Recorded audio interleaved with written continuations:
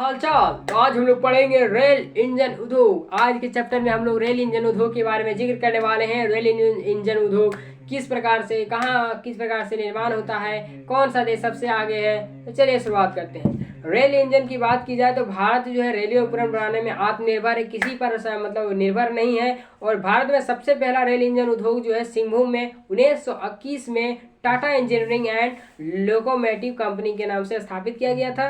ठीक है। और विद्युत से चलने वाला इंजन का निर्माण जो है वेस्ट बंगाल के चितरंजन लोकोमोटिव वर्क्स के नाम से जो है 26 जनवरी 1950 को स्थापित किया गया था। और बिहार के मध्यपुरा में भारत का सबसे शक्तिशाली इंजन WAG-12 के नाम से किया गया था। ठीक है, इतना जो पढ़े समझ में नहीं आएगा। भारत में सबसे पहले रेल इंजन उद्योग कहाँ स्थापित किया गया? तो सिंहभूम में। कब किया गया? 1921 में। कौन सी company? Tata engineering locomotive company. विद्युत से चलने वाला इंजन का निर्माण वेस्ट बंगाल। कौन सा, कहाँ? Chittaranjan locomotive works company. कब? 26 जनवरी 1950। क्या किया गया? स्थापित किया गया विद्युत से चलने वाले इंजन का निर्माण के लिए। आगे है बिहार के मधेपुरा में भारत का सबसे शक्तिशाली इंजन WAG-12 के नाम से क्या किया गया है? स्थापित किया गया है। पंजाब के कपूरथला में डीजल इंजन निर्माण उद्योग स्थापित किया गया है। वाराणसी में भी डीजल इंजन का निर्माण होता है, लेकिन मैंने तो नहीं देखा। मैं तो गया था वाराणसी, कहाँ था, नहीं मिला, खोजे पूरा। रेलवे डिब्बे का निर्माण चेन्नई में पैरामटूर 1952 में शुरुआत हुआ है। ठीक है।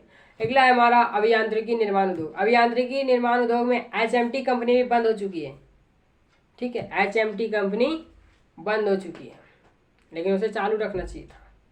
हिंदुस्तान मशीन टूल्स जो है 1963 में इसकी जो है स्थापना हुई थी।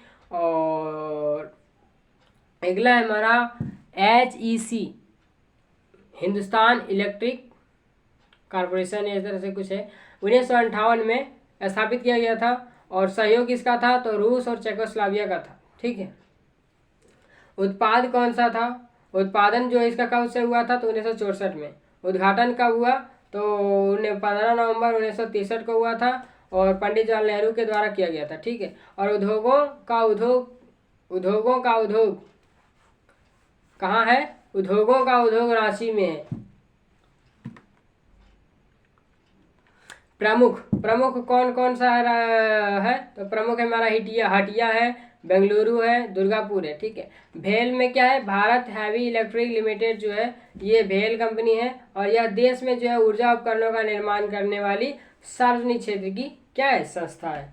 शीशा उद्योग जो है फिरोजाबाद में है। ठीक है, जो वहाँ खनकती चूड़ियों का सर्वे कहा जाता है। सिगोहाबाद, फिरोजाबाद, दो जगह। ठीक है। फिरोजाबाद में चूड़ी का निर्माण और सिकोहाबाद में भी होता है।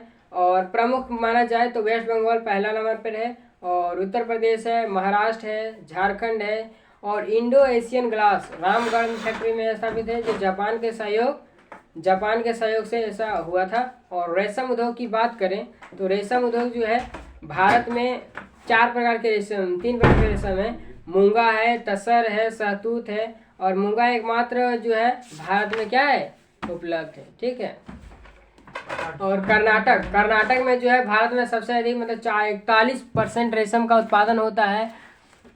और विश्व में रेशम का उत्पादन सबसे ज़्यादा कौन करता है? तो चीन करता है। ठीक है, पहला नंबर पे आता है और भारत सेकंड नंबर पे आता है। तसर उत्पादन अनुसंधान केंद्र कहाँ है? तो रांची में है। तसर का जो सबसे ज़्यादा उत्पादन कहाँ है? रांची में होता है। ठीक है। और झारखंड में भी होता है, झारखंड में कोई क्षेत्र होता है वहाँ भी। रांची झारखंड में ही है भाई। और तसर अनुसंधान केंद्र तो रांची में ही है। हो गया। ऊनी वस्त्र उद्योग जो है भारत में जो 1876 में लखनऊ में स्थापित किया गया। और प्रमुख कौन कौन सा शहर है जहाँ ऊनी वस्त्र उद्योग का जो है स्थापना है, उद्योग है? तो पहला में लुधियाना है, दूसरा में जालंधर है, तीसरा में धारीवाल है, चौथा में अमृतसर है। लुधियाना को हौजरी उद्योग के नाम से भी जाना जाता है। ठीक है। अगला उद्योग है हमारा टेलीफोन उद्योग का जो है सबसे ज़्यादा जो मेन जगह माना जाता है, यानी कि जिसे सिलिकॉन सिटी के नाम से जाना जाता है, बेंगलुरु है। ठीक है, ज़्यादा जिसमें जाने की जरूरत नहीं है। आगे है चर्म उद्योग इम्पोर्टेंट है। प्रमुख जो है शहर कौन सा है? तो चर्म उद्योग के प्रमुख माने जाते हैं, पहला कानपुर, दूसरा मथुरा, तीसरा आगरा।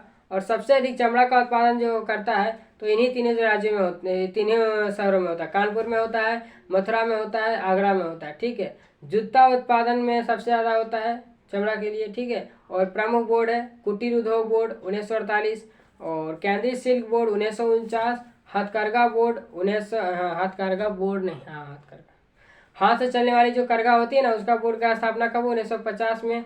हस्तकला बोर्ड जो 1953 में हुआ, और खादी ग्रामोद्योग बोर्ड की स्थापना 1954 में हुई, ठीक है। भारत में महारत्न की कंपनियों की संख्या कितनी है? भारत में महारत्न की कंपनियों की संख्या 11 है, और नवरत्न कंपनी की संख्या भारत में 14 है, और मिनी रत्न कंपनी की संख्या भारत में 73 है, ठीक है। आगे चलते हैं लोग।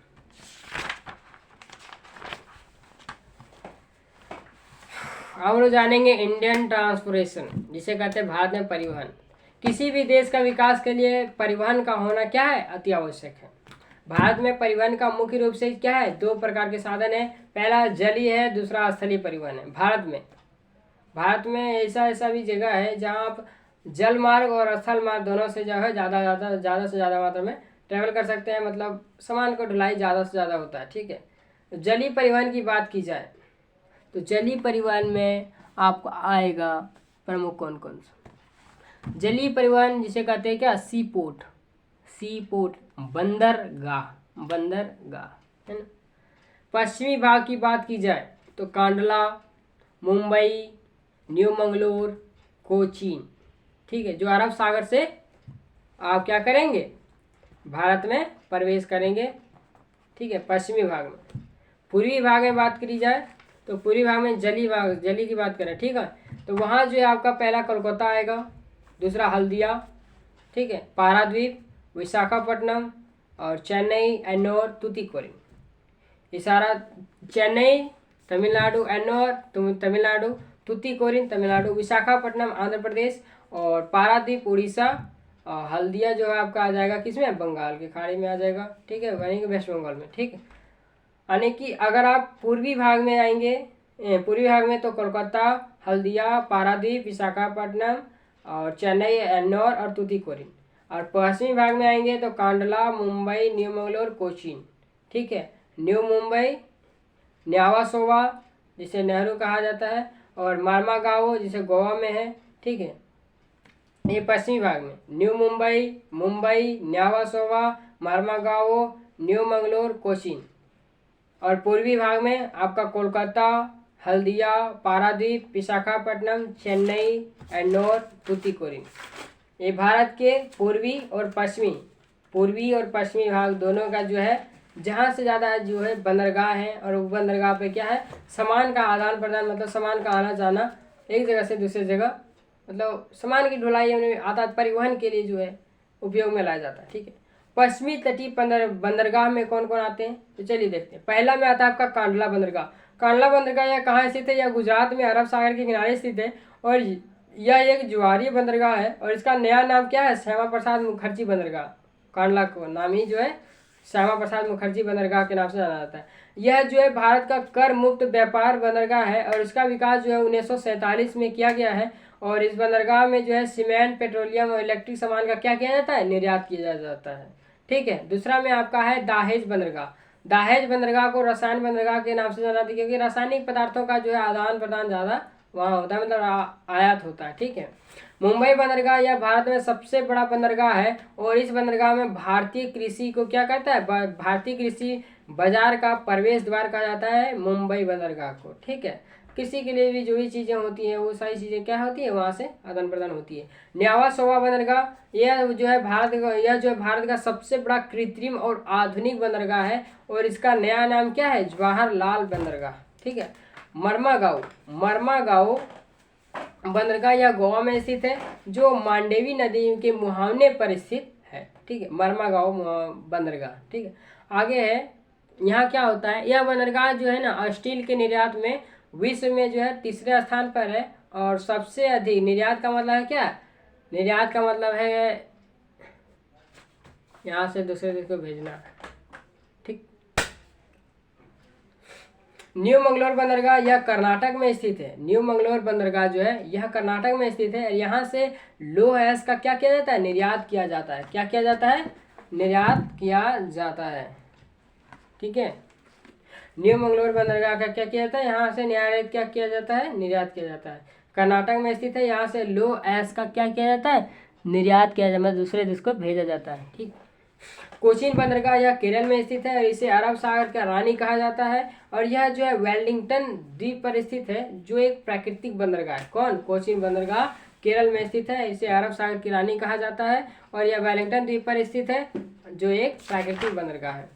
आगे है पूर्वी तटीय बंदरगाह। पूर्वी तटीय बंदरगाह में कौन कौन आते हैं, तो पहला है कलकत्ता बंदरगाह, ये जो पश्चिम बंगाल में स्थित है, और इसका निर्माण हल्दिया बंदरगाह के दबाव कम करने के लिए किया गया था, और यह भारत का दूसरा सबसे बड़ा और पूर्वी तटीय भाग का सबसे बड़ा बंदरगाह है। भारत का दूसरा बड़ा बंदरगाह कौन है, तो वो कलकत्ता बंदरगाह, और भारत का मतलब पूर्वी तटीय भाग का सबसे बड़ा बंदरगाह तो कलकत्ता बंदरगाह। ठीक है। पारादीप जो है यह उड़ीसा में स्थित है, और विशाखापट्टनम बंदरगाह जो है आंध्र प्रदेश में स्थित है। और जो भारत का सबसे गहरा बंदरगाह की बात की जाए, विशाखापट्टनम बंदरगाह है, यह एक क्या है, एक प्राकृतिक बंदरगाह भी है, और इस बंदरगाह के पीछे जो है डॉल्फिन नॉज पहाड़ी स्थित है। इसी बंदरगाह के पीछे क्या है, डॉल्फिन नॉज पहाड़ी स्थित है। ठीक है। तीसरा तो हो गया, पहला कोलकाता बंदरगाह, दूसरा पारादीप बंदरगाह, तीसरा विशाखापट्टनम बंदरगाह, और चौथा है आपका चेन्नई बंदरगाह। यह एक कृत्रिम बंदरगाह है, कृत्रिम मतलब बनाया हुआ बंदरगाह है, और तमिलनाडु में स्थित है। ठीक है। एन्नौर बंदरगाह यह भी तमिलनाडु में स्थित है, और इस बंदरगाह से जो है ना श्रीलंका के साथ क्या किया जाता है, व्यापार किया जाता है। एन्नौर बंदरगाह यह तमिलनाडु में स्थित है, जो क्या किया जाता है, भारत और श्रीलंका के साथ क्या किया जाता है, तो ये किया जाता है क्या, शेयर माने व्यापार। ठीक। और यह जो है ना, यह जो एन्नौर बंदरगाह है, यह पूरी तरह से कंप्यूटराइज है, मतलब ऑटोमेटिक सारा काम होता है, किसी ऑपरेटर की यहाँ जरूरत नहीं है। ठीक है। इसका नया नाम क्या है, कामकाज बंदरगाह है। ठीक है। यहाँ ज्यादातर क्या होती है, काम होती है। तूतीकोरिन बंदरगाह तमिलनाडु में, यहाँ से यह भी तमिलनाडु में स्थित है, और यहाँ से जो है श्रीलंका के साथ व्यापार किया जाता है। इसका नया नाम क्या है, चिदम्बरनार है। ठीक है।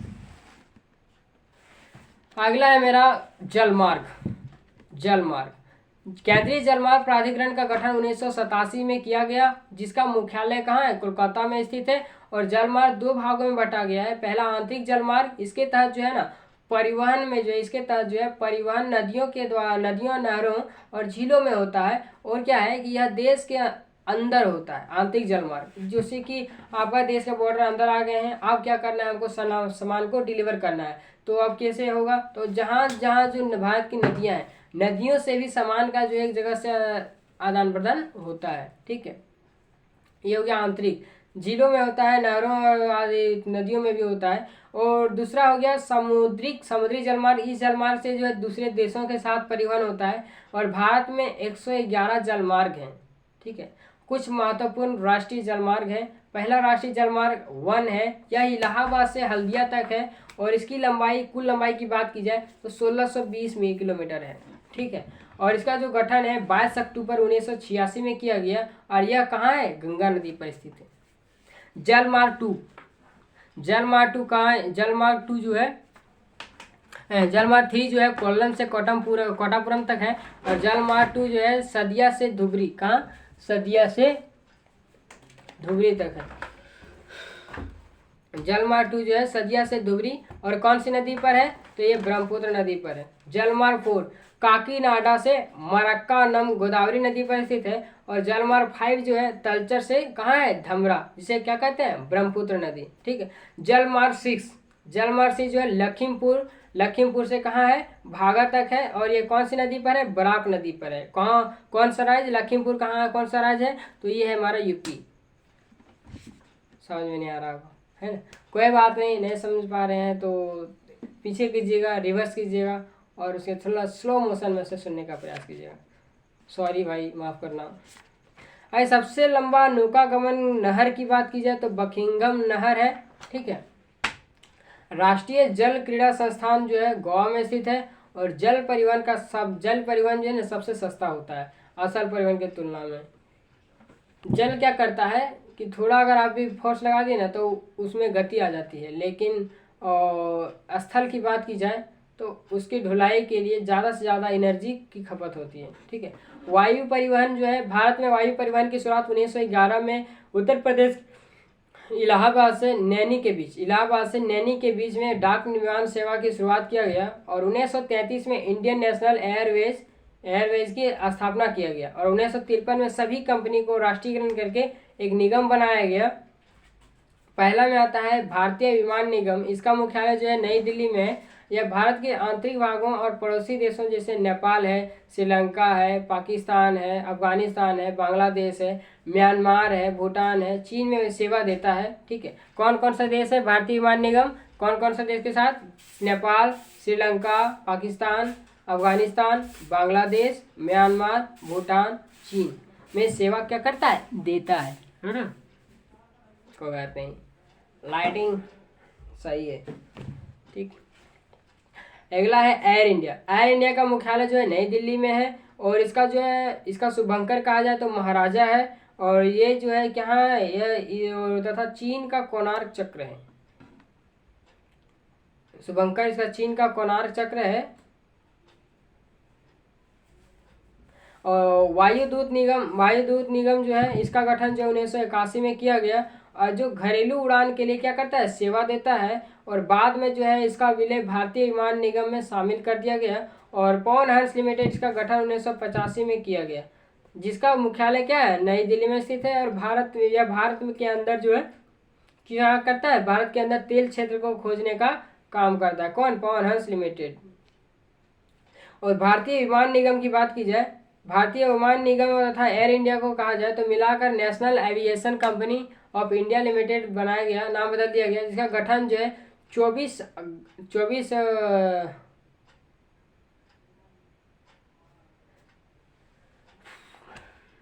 थोड़ा डेट इशू है तो 2007 को किया गया, ठीक है, 2007 को किया गया है, फिक्स डेट पता नहीं।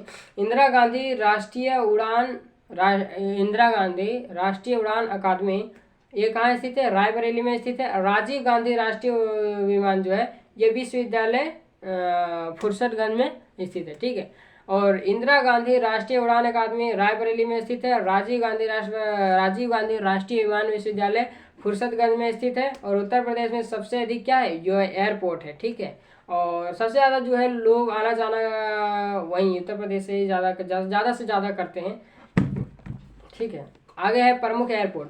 अंतर्राष्ट्रीय हवाई अड्डा जो है कहाँ है? तो इंदिरा गांधी अंतर्राष्ट्रीय हवाई अड्डा नई दिल्ली में और छत्रपति शिवाजी अंतर्राष्ट्रीय हवाई अड्डा मुंबई में, नेताजी सुभाष चंद्र बोस हवाई अड्डा कोलकाता में, अन्ना अंतर्राष्ट्रीय हवाई अड्डा चेन्नई में, बाबा साहेब अम्बेडकर हवाई अड्डा नागपुर में और सरदार वल्लभ भाई पटेल हवाई अड्डा अहमदाबाद में है। और गोपीनाथ बारडोली हवाई अड्डा गुवाहाटी में, चौधरी चरण सिंह हवाई अड्डा लखनऊ में और त्रिवेंद्रम अंतर्राष्ट्रीय हवाई अड्डा तिरुवनंतपुरम में और कालीकट अंतर्राष्ट्रीय हवाई अड्डा कोझिकोड में और शेख अल आलम जो है ये आपका है श्रीनगर में। और राजीव गांधी हवाई अड्डा आपका कहाँ है? हैदराबाद में। और कोचीन हवाई अड्डा कहाँ है? कोची में। और वीडी सावरकर जो है हवाई अड्डा कहाँ है? पोर्ट ब्लेयर में। और कैम्पगोड़ा हवाई अड्डा कहाँ है? बेंगलुरु में। और देवी अहिल्याबाई होलकर हवाई अड्डा कहाँ है? तो इंदौर में है। जयपुर अंतर्राष्ट्रीय हवाई अड्डा कहाँ है? जयपुर में। और कोयम्बटूर हवाई अड्डा कहाँ है? गुजरात में। और तिरुचिरापल्ली हवाई अड्डा कहाँ है? तिरुचिरापल्ली हवाई अड्डा तिरुचिरापल्ली में है। और लाल बहादुर शास्त्री हवाई अड्डा कहाँ है? वाराणसी में। और बिरसा मुंडा हवाई अड्डा कहाँ है? तो वो है आपका रांची में, ठीक है। स्थलीय आप बात करेंगे बोलो स्थलीय परिवहन की। स्थलीय परिवहन से बात करने से पहले आज का वीडियो यहीं रखते हैं, बहुत ज़्यादा हो गया। और वीडियो अगर आप लोग को मतलब अच्छा लगे, थोड़ा लगे कि नहीं इन्फॉर्मेटिव है और ऐसा लगे ज़्यादा न्यूज हो रहा है, ज़्यादा मतलब प्रदूषण हो रहा है, ध्वनि प्रदूषण हो रहा है, तो आप बताइएगा। थोड़ा स्पीड अप ज़्यादा है तो उसको स्पीड अप कम करेंगे और आप लोग तक पहुँचने का प्रयास करेंगे। मिलते हैं अगले वीडियो में, धन्यवाद। तो अगले वीडियो में हम लोग बताएंगे स्थलीय परिवहन के बारे में। तो आज का वीडियो यहीं रखते हैं। जय हिंद, जय भारत।